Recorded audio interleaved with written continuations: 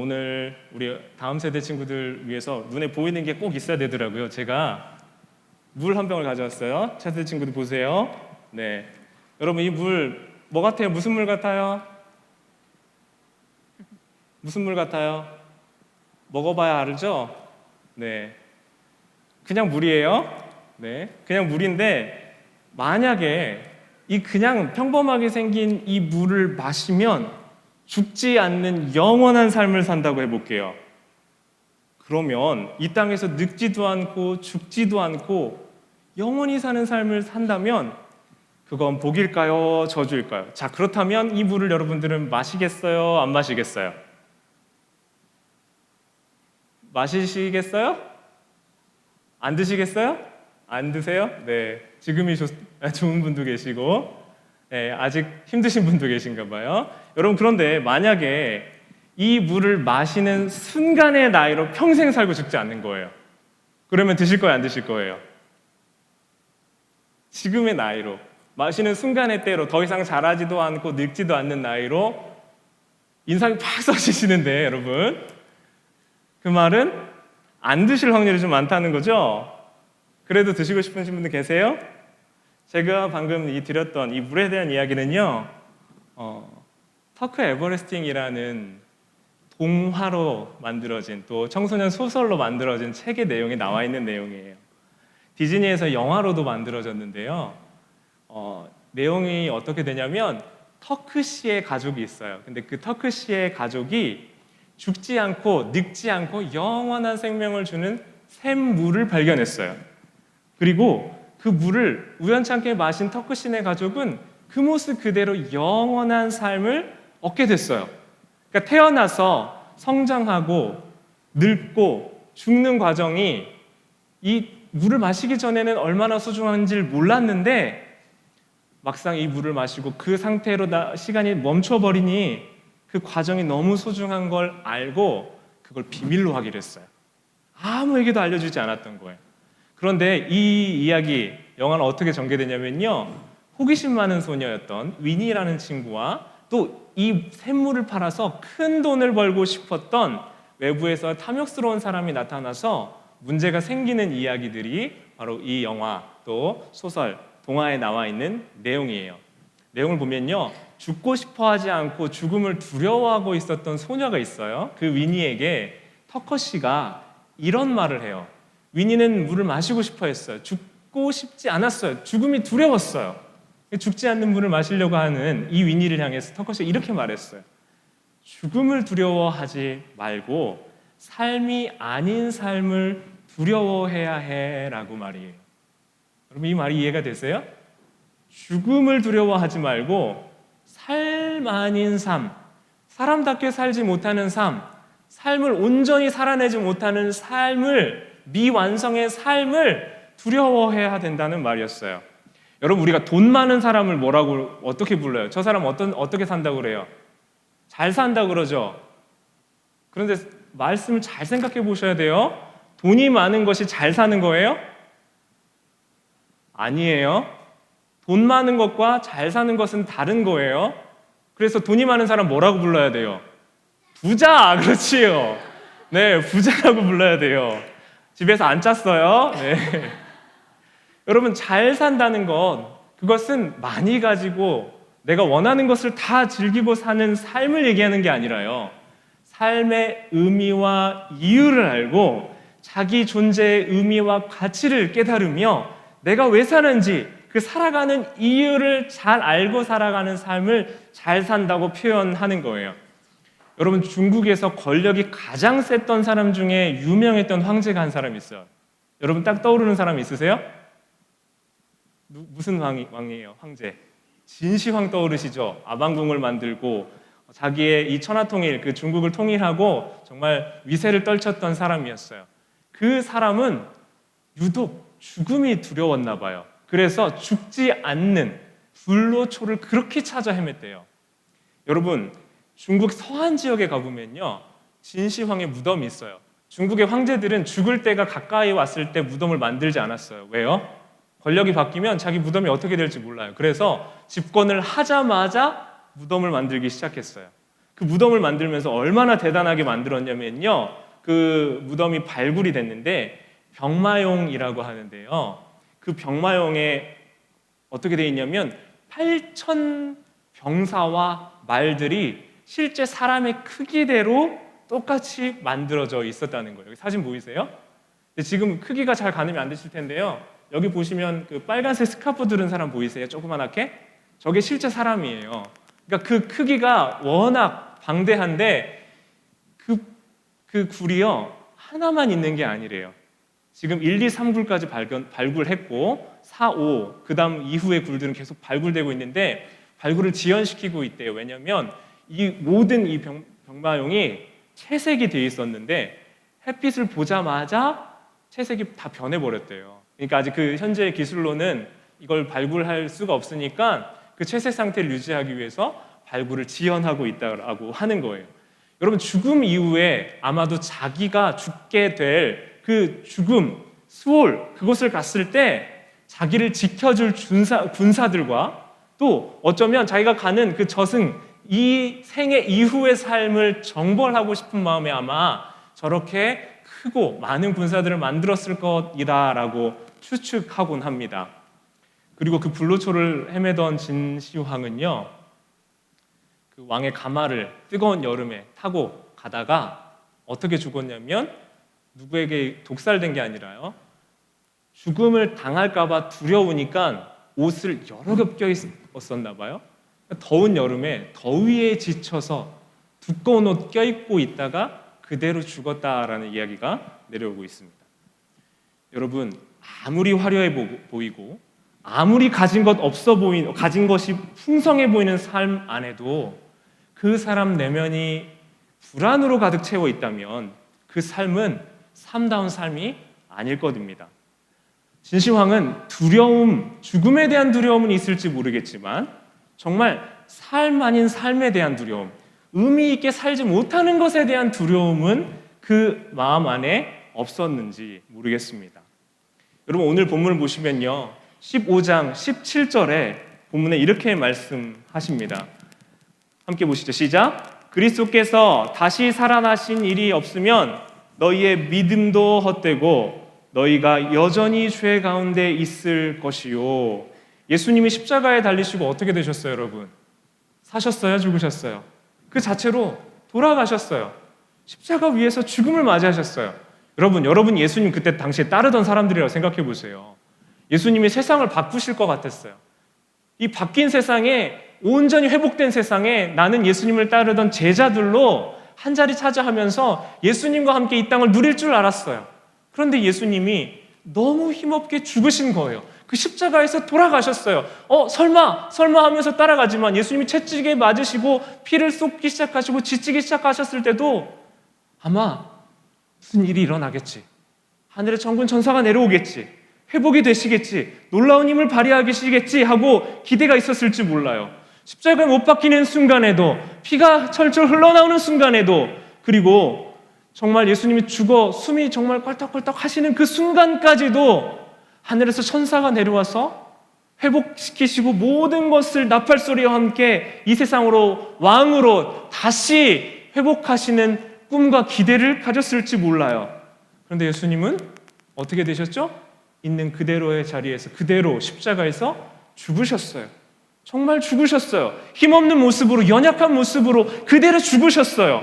로마 군인들은 조롱했고요. 유대인들은 저 골치 아팠던, 저 성가셨던 그 사람 죽었기 때문에 이제 홀가분하고 너무 신이 났어요. 그리고 모든 것이 그냥 다 끝난 것 같았습니다. 예수님을 따르던 사람들에게는 아무런 희망도 소망도 없을 것 같았어요. 그리고 예수님께서 죽으시고 패배하신 줄 알았는데 사실 예수님께서 죽으셨던 죽음의 3일의 기간은 예수님이 이 땅에서 사시던 삶을 마치시고 죽음의 권세를 정벌하고 이기셨던, 승리하시고 다시 부활하신 시간이 되었습니다.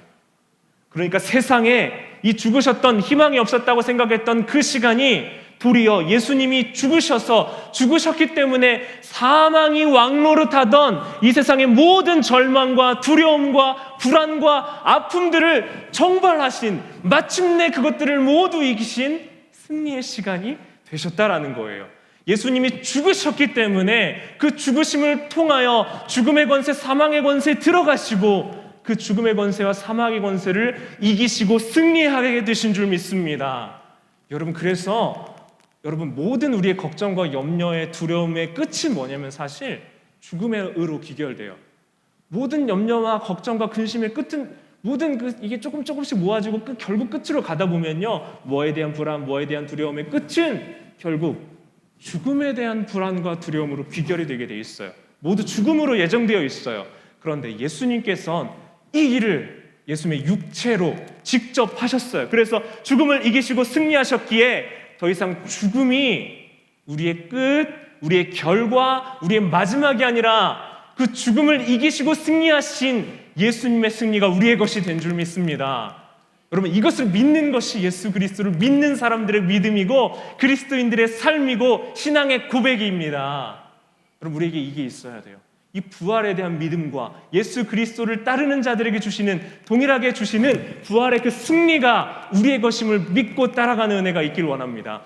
예수 그리스도를 통하여 인류의 첫사람 아담은 죄로 인해 우리에게 죽음을 선사해줬지만 이제 한 사람 예수 그리스도를 통하여 죽음을 이기고 부활하게 됐습니다. 그러니 예수님을 믿고 예수님을 우리의 구원자로 받아들이는 사람은 십자가에서 죽으시고 부활하신 그 승리하신 예수님의 승리도 받아들이게 되는 거예요.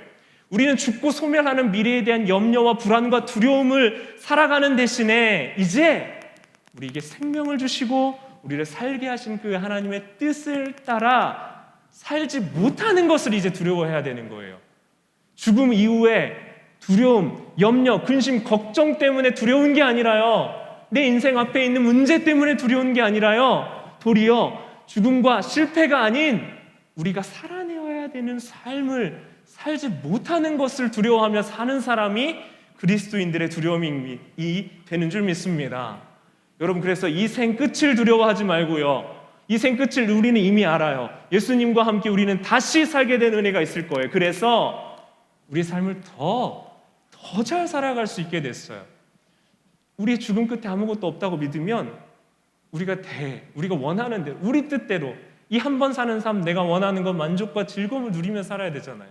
그런데 이제는 우리가 살아야 될 삶을 살지 못하고 주님 앞에 서는 것을 두려워해야 되는 사람, 의미 없이 사는 삶을 두려워해야 되는 거예요. 주님 앞에 서는 그날을 셈하면서 살아가는, 이 땅을 살아가는 하나님의 백성들이 되어야 되는 줄 믿습니다.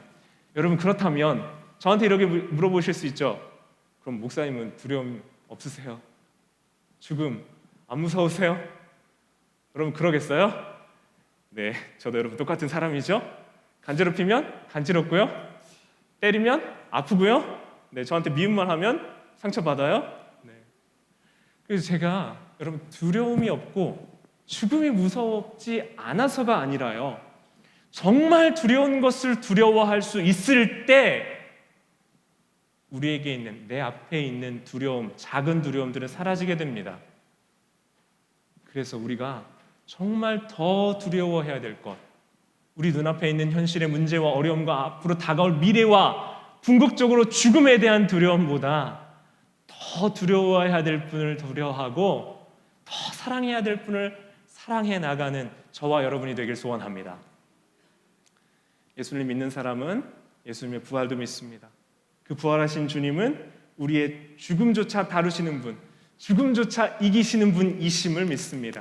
그래서 그 예수님을 사랑하고 예수님과 동행할수록 우리는 우리 앞에 있는 두려움, 우리 앞에 있는 죽음, 그 문제보다 크신 예수님을 바라볼 수 있고 사랑할 수 있게 살아가게 되는 거예요. 사랑하는 우리 차세대 친구들, 우리 유스 친구들, 여러분의 인생에 앞으로 펼쳐질 염려와 근심이 있을 겁니다. 청년들도 청년들의 때가 좋을 때다라고 얘기하지만 우리 앞에는 두려움이 있어요. 어떻게 돼야 될지에 대한 염려가 있고 근심이 있어요. 그런 염려와 근심이 있을 때마다 정말 내가 서야 될 예수님 앞에 서는 날을 기억하며 이 땅을 나를 부르신 그 하나님의 뜻대로 살아가는 우리 모두가 되길 소원합니다. 그것이 여러분 잘 사는 거예요. 세상이 말하는 돈 많이 벌고 잘 먹고 잘 사는 것이 잘 사는 삶이 아니라요, 부자 보고 잘 사는 삶이 아니라요, 내 인생의 의미와 목적을 잘 알고 살아가는 삶이 잘 사는 삶이에요. 잘 사는 삶의 기준이 바뀌어야 돼요. 그런 여러분, 무의미한 영생이 아니라 우리 그 부활하신 예수님을 믿으며 주님과 함께할 그날을 기대하고 소원하며 지금 이 땅의 삶을 살아가야 돼요. 지금 사는 삶이 씹고 뜯고 맛보고 즐기는데 우리의 모든 것들을 다 쏟고 있다면, 그것에 우리의 모든 에너지를 다 소진해버리고 있다면 주님 앞에 서는 날 우리는 부끄럽게 주님 앞에 서게 된다는 거예요. 내게 주신 우리의 생명과 물질과 삶과 에너지의 모든 것들을 나의 만족과 즐거움이 아니라 나를 보내신 이유와 목적대로 살면서 누군가의 풍성한 삶과 생명을 전하는데, 생명을 살리는데 복된 일에 우리의 인생이 쓰여져야 되지 않겠습니까? 그래서 우리 교회 공동체에서부터 시작하는 거예요. 우리 교회 공동체 안에서부터 사랑하는 거예요. 우리 안에서부터 시작하는 거예요. 그리고 그 예수 그리스도의 생명이 나의 것이 되고 내가 가진 생명을 내 전후 좌우 앞뒤에 있는 사람으로부터 시작해서 내가 가는 곳에 전하는 사람들, 그 사람들을 일으켜 그리스도인이라고 표현하는 겁니다. 사랑하는 여러분, 요즘 기독교 신앙이나 설교에서 많이 쓰이지 않는 단어가 하나 있어요. 그런데 한 20년 전쯤, 30년 전쯤에는 참 많이 쓰였던 단어가 있어요. 비전이라는 단어예요. 요즘 많이 못 들어보셨죠? 비전에 대한 이야기.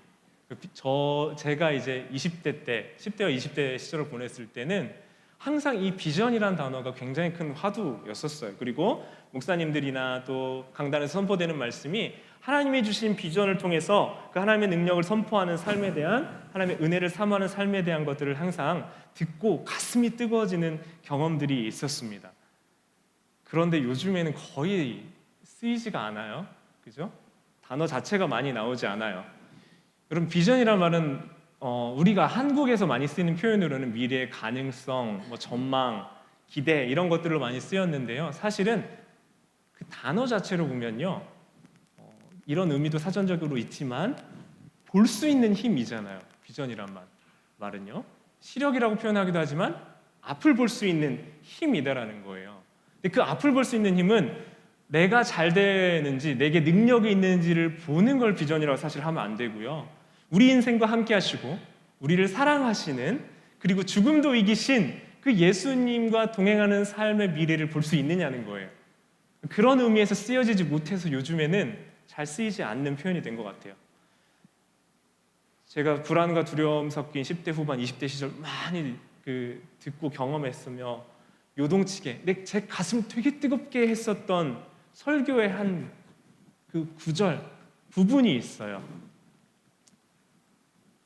바로 내용은 이러한데요. 비전이 있는 사람은 문제가 닥쳐와도, 죽음이 닥쳐와도 그 비전을 포기하지 않습니다. 왜냐하면 문제보다도 죽음보다도 비전이 더 크기 때문입니다.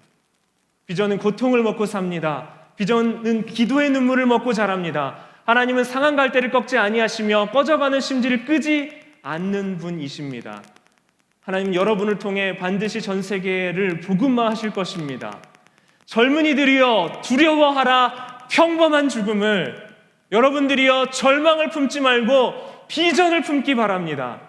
여러분들이여 걱정을 품지 말고 믿음을 품기 바랍니다. 하나님은 한국 민족을 쓰십니다. 하나님, 내가 여기 있습니다. 나를 써주세요. 제 존재 자신이 초라해지고 내가 어디로부터 와서 어디로 갈지 모를 때 이 설교 들으면요, 항상 가슴이 뜨거워지고 가슴이 쿵쾅쿵쾅 했었어요. 하나님의 비전의 사람들, 하나님의 시선으로 우리 앞에 있는 일들을 볼 수 있는 우리 모두가 되길 소원합니다. 그리하여 평범하고 일상과 평범은 또 다른 의미죠. 평범한 죽음, 나의 만족과 나의 즐거움을 위하여 살다 죽는 죽음을 두려워하는 우리가 되길 소원해요. 여러분, 이 시대는 두려움이 너무나 많은 시대예요. 궁극적으로는 모든 것들이 두려움 속에서 결국 두려움을 향해서 뭐에 대한 두려움, 더 갖지 못할 두려움, 더 누리지 못할 두려움을 안고 살아가는 시대가 바로 이런 시대, 우리가 살고 있는 시대예요. 그런데 우리 고린도전서 15장 19절에서 말씀하시는 것처럼 만일 그리스도 안에서 우리가 바라는 것이 다만 이 세상의 삶뿐이면 모든 사람 가운데 우리가 더욱 불쌍한 자인 것이 맞는 말입니다. 이 주일의 시간, 이 좋은 날에 이곳에 예배하고 있는 사람이 미련한 사람인 건 맞아요. 그런데 예수님이 아니시면 정말 우리의 모든 것이 죽음으로 끝이 난다면 그러면 우리는 참 불쌍한 사람들 맞아요. 뭐 모르는 사람들 맞아요. 그러나 예수님을 마음에 모시고 산다면, 그분을 우리의 중심에 모시고 산다면 우리는 어디서 와서 어디로 갈지, 그리고 그 예수님을 우리의 마음에 모시기에 우리 삶에 내가 어떻게 살아야 될지를 분별하고 살아가는 사람들이 될 수 있게 되는 줄 믿습니다. 사랑하는 여러분, 가장 큰 두려움, 죽음도 이기신 예수님께서 여러분과 함께 하시는 줄 믿습니다. 죽은 자가 아니라 우리를 다시 살게 하실 그 예수님이 다른 사람들의 예수님 아니고요, 우리의 예수님이신 줄 믿습니다. 우리의 말라버리고 메말라버리고 죽어버린 심령에 그 부활하신 예수님으로 인해 예수님이 주시는 생기로 우리 어린아이에서부터 우리 신체 때 모든 성도 한 사람 한 사람은 살아나게 될 줄 믿습니다. 우리의 상한 심령과 연약해진 육신과 모든 것들을 치유해 주시는 부활의 예수님의 능력이 우리 주님의 능력이신 줄 믿습니다. 예수님의 임재로 우리가 두려워하던 모든 것에서부터 이제는 자유로워지고 회복되어서 다시 일어서고 회복되는 모든 하나님의 사람들 되시기를 주님의 이름으로 간절히 축원합니다. 기도하겠습니다. 하나님, 우리에겐 많은 두려움이 있습니다. 우리 차세대 친구들은 깜깜한 곳, 어두운 곳 가는 것조차 무섭고, 나이가 먹고 자라고 성숙해 간다 해도 우리에게는 여전히 미래에 대한 두려움, 진로에 대한 두려움, 관계에 대한 두려움, 건강에 대한 두려움들이 참 많습니다. 그러나 모든 두려움의 끝, 궁극적인 그 죽음에 대한 두려움까지 이기시고 승리하신 예수님께서 죽으시고 다시 살아나셨기 때문에 바울 선생님이 우리에게 고린도전서 말씀을 통하여 다시 이기시고 승리하신 그 죽은 자들로 인하여 부활하신, 죽음까지 이기신 예수로 인하여 우리 또한 결국 죽음에서부터, 모든 두려움에서부터 승리하게 되는 자들임을 선포하여 주었던 것을 우리는 말씀에서 받았습니다. 우리 모두가 이 믿음 갖기를 소원합니다. 죽은 사람이 살아났대 하는 단순한 부활이 아니라 그분이 죽었다, 3일 만에 부활하시면서 우리의 모든 죽음과 사망과 두려움 대상이 될 수 있는 모든 것들을 이겨내신 것, 그것이 우리를 위한 기쁜 소식, 복음인 것을 믿습니다. 하나님의 거룩한 자녀로 살며 주님의 은혜 안에 거하며 우리 두려움을 이기시고 승리하신 예수님, 그 예수님과 동행하면서 오늘 우리에게 맡기신 삶 잘 살아가는, 정말 두려워해야 될 것들 두려워하고, 그래서 죽음이 아니라 삶이 아닌 삶 두려워할 수 있는 우리 모두가 되도록 인도하여 주시옵소서.